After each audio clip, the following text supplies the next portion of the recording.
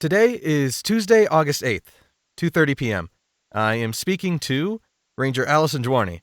Would you please continue? I left to check on some of the wildlife cameras that lost signal the previous night.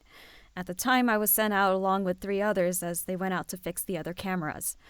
I was assigned to 2 cameras on the border between sites 2 and 3. Did you know where the others were heading? All of them passed me as I turned off the main road. Safe to say they were in sites 3 and 4. Any more questions? Not yet. Please, continue. As the camera went off on the border, I had to start at the top of the hill near Site 2. I have been to the area before. The larger, more threatening predators don't show up on that trail.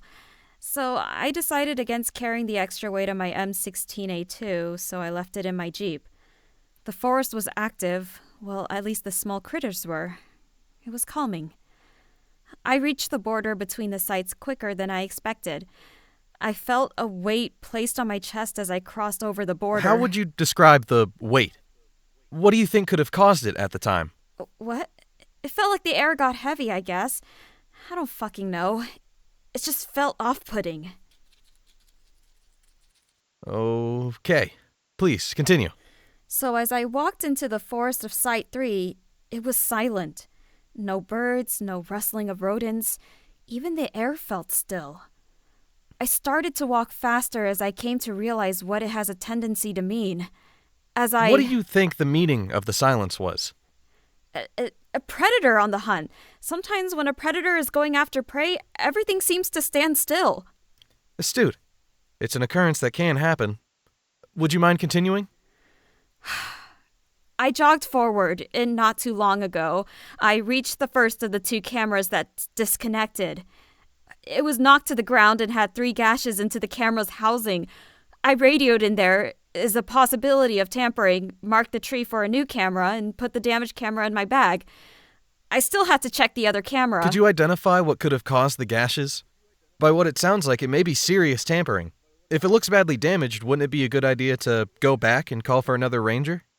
It seemed like a blade due to the cuts, but can't say for sure. It's not like cameras haven't been damaged on accident by random hikers or animals. At the time, getting another ranger seemed like a waste of time. Bringing the camera back and seeing the backup memory inside seemed more important. Thinking back, it was stupid to go after the other camera. But it felt like whatever it was that did the damage seemed to be gone. Gathering the other camera was the option that sounded good in the moment. I hit the safety on my service pistol and slid it back into the holster, slowly walking forward. I had no other reason to assume that I was in danger at the moment, but I started to feel a little skittish. The next camera was only half a mile away. I thought I could check it from a distance, and if it was on the ground, I would say it was tampered with. Why?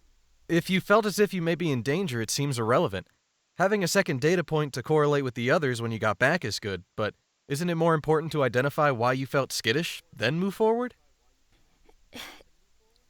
Plodding forward, I started to smell something sulfurous. Not unsurprising to find a carcass rotting, but it was a stronger smell than what I had experienced before. I pulled out my service pistol and kept moving.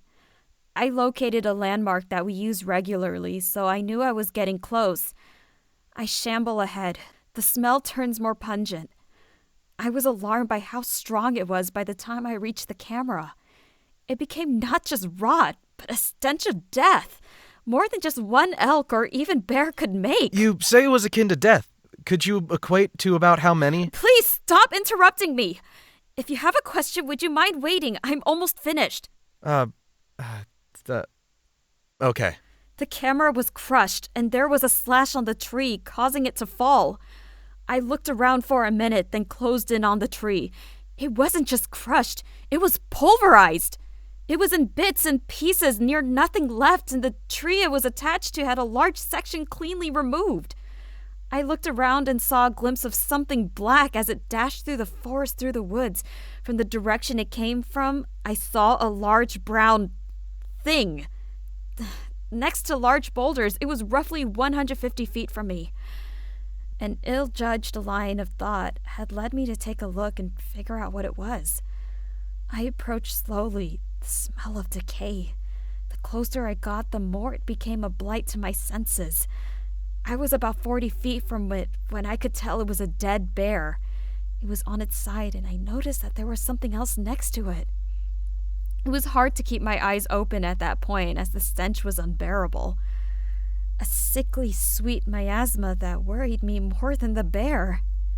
Creeping closer, I saw more brown fur and blood. Lots of blood. I gasped when I looked beyond the boulders. It was mounds of flesh, blood, and fur. Not just one, but dozens, stacked high and close to one another. I turned around and vomited. I radioed in what I found in a panic. I looked closer to the nearest pile and there was chunks of human bodies piled within the animals.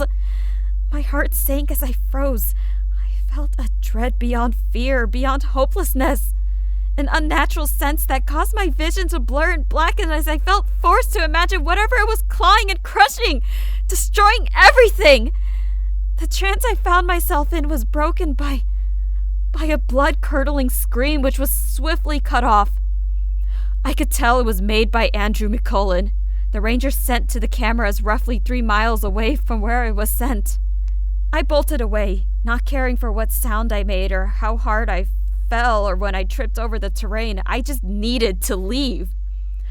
The rest of the day was just a shadow after I got back to my Jeep. I assume you were sent here after I made the police report. Thank you for the detail. It must have been traumatic. I have a few more questions, if you don't mind. First off, you said that all sound fell silent. Is there any way you could point out where that started on a map or directly if we took you out there? Every step I took, every second I spent there. I'm not going in those woods for the rest of my life. I can't say for sure where I was exactly. But I can give you an approximation, though. Thank you. The fallen tree you mentioned, it had a chunk cleanly removed. About how big was the gash? About 3 feet, and it was 4 feet off the ground.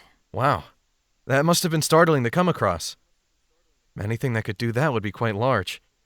You stated that you were put into a trance and forced to imagine the monster. Would you mind telling me about what you saw? I can't. I won't. Whatever forced me to see it. I felt lost and confused, terrified of what it would do. I don't want to remember what I saw. But I have to live with it. If you learned why I was pulled into a hell within my own mind, don't tell me. Please let me try to forget. Understood. I thank you for your telling me about what happened. It's going to help us tremendously. I need to go. The chief ranger wants me on the radio while he is out. I don't have any more questions. Go ahead. I assume I will see you on Friday when the police come to check the trail. I'm afraid I won't make it to the search. I have to deal with enough paperwork to level the forest. Have a good afternoon.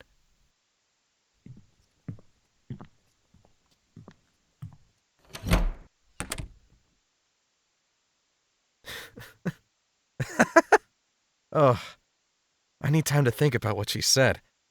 I'll provide my full take when I discuss this with Trunan. An unknown creature is one thing, but a monster moving as a murderous marauder.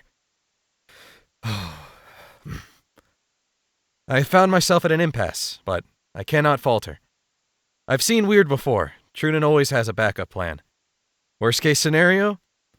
I'll refrain from any more traveling down this train of thought until I talk with Trunan.